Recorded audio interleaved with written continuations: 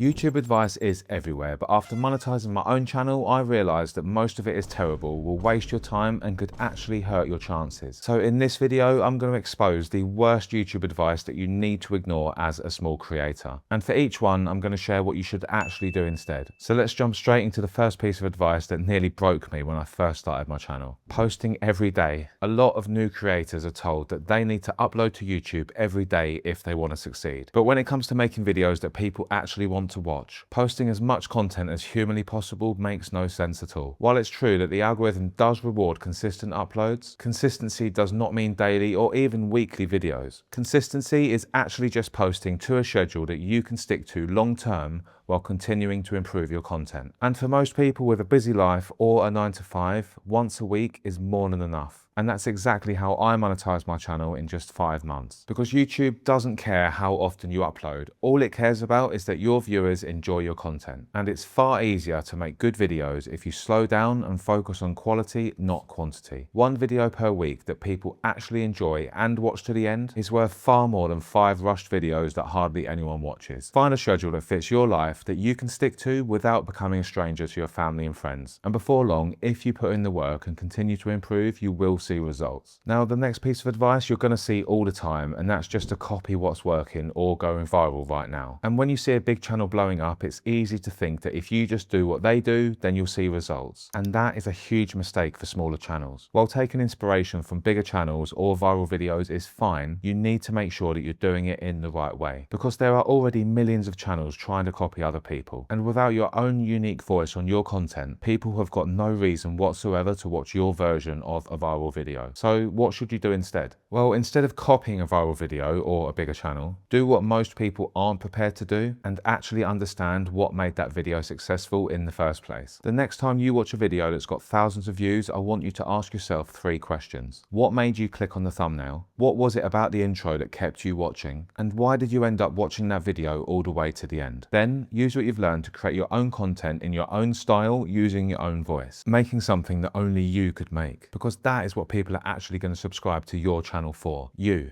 Not just another version of something they've already seen. And by doing this, you're going to build something that every YouTuber should be aiming for. An audience that have subscribed to your channel for your content, not somebody else's ideas. For most people, juggling shorts and long-form content just isn't achievable if you want to do either of them well. Every hour you spend on a short is an hour taken away from content that could actually grow your channel. Now, a lot of people are going to argue with me here, but I firmly believe if you want to monetize your channel, the best way of doing that is through long-form content. And the truth is, every view you get on shorts is not going to add to the 4,000 watch hours that you need. When I first started on YouTube, I tried to do both, and the quality of everything just dropped because I was essentially running 2 channels at once. If you do want to use shorts, the only way it makes sense is to repurpose clips from your long form videos rather than starting from scratch. That way, you're not doubling your workload, but you're actually getting more out of the content that you've already created. Now, luckily, there are some really good tools that help us do this easily, and that is exactly what Nexus Clips helps you do. Nexus Clips makes it easy to repurpose your long form content into multiple shorts using AI.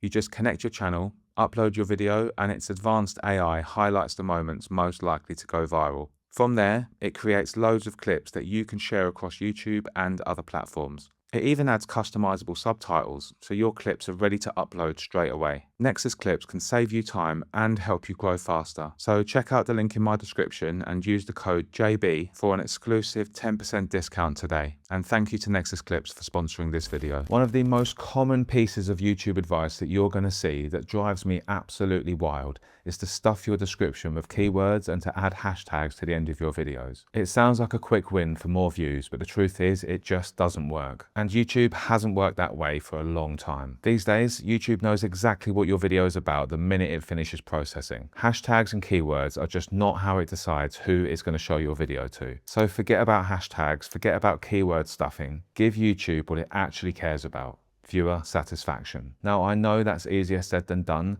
but when you upload, you need to bear in mind the 3 things that YouTube is looking for. And it's by hitting these 3 metrics that YouTube is going to push your content out to more and more people. CTR, Did people click on your video? AVD. Did those people keep watching it? And viewer engagement. Did people like the video, leave a comment, or even share it? These are the signals that the algorithm is built around, especially now. And YouTube isn't just tracking watch time anymore. It wants to know that people actually enjoyed your video, that no amount of hashtags or keywords can ever fix a bad video that nobody wants to watch. So the next piece of terrible advice is to track your analytics from day one. And it leaves small creators obsessing over numbers that mean absolutely nothing to most people. When you're getting thousands of views on each video, sure, analytics are genuinely useful. But for a small channel, obsessing over them early on is the fastest way to kill motivation. When I was first starting out, I'd refresh the YouTube Studio app constantly after I hit upload. And every time the numbers looked bad, I'd lose confidence in the video before it ever had a chance, and I'd just sit there doubting myself. I know it's really easy to obsess over the numbers, but the truth is they're pretty much meaningless for a small channel. Your CTR might look bad because YouTube tested your video with the wrong people. Your retention might look terrible, but you've only got 20 views and 4 of them are from your other account. And yeah, I've done that too. Here is what you should do instead. After you've uploaded, check the YouTube Studio app once in the first day, reply to every comment, and then put it down. Use the time after you've uploaded to rest, think about and plan your next video, because staring at the YouTube Studio app all day will just leave you tired, frustrated and confused. And if you're not careful, with that app in your pocket, YouTube is going to creep into every area of your life. You'll be sitting at the dinner table checking the analytics for your latest video, and that is the quickest way to burn out. Once you've uploaded 10 or maybe 20 videos, then patterns will start to emerge that you can use and the data becomes more meaningful. But until then, just keep making the best content that you can and let YouTube do its thing. Now there is one more piece of terrible advice that I need to cover because it nearly cost me big time. When my channel was about 2 months old, I nearly made the biggest mistake of my YouTube journey. See, I'd taken a gamble, I'd made something a bit different, but after 2 weeks it barely had any views, and in fact it was performing worse than my videos usually did. I thought it was a complete flop, and loads of people, including other YouTube advice videos, told me that I should delete it because it was dragging the rest of my content down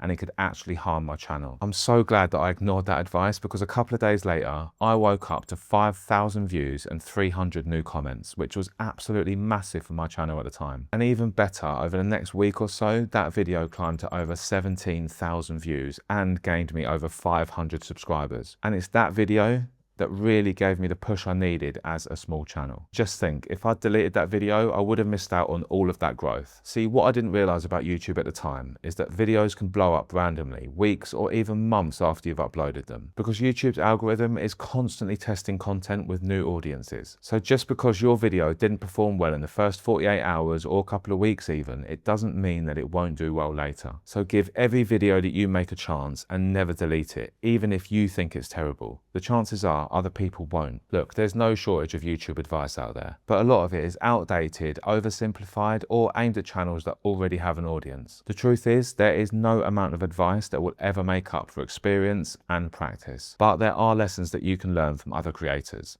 And that's exactly why I made this channel. So if you want to know what actually works for small channels from somebody that's been there recently, in this next video, I reveal everything that I wish I knew before I started on YouTube. So watch that next and I'll see you over there. If you've enjoyed this video, please don't forget to give it a like and let me know in the comments below the worst piece of advice that you've ever heard on YouTube.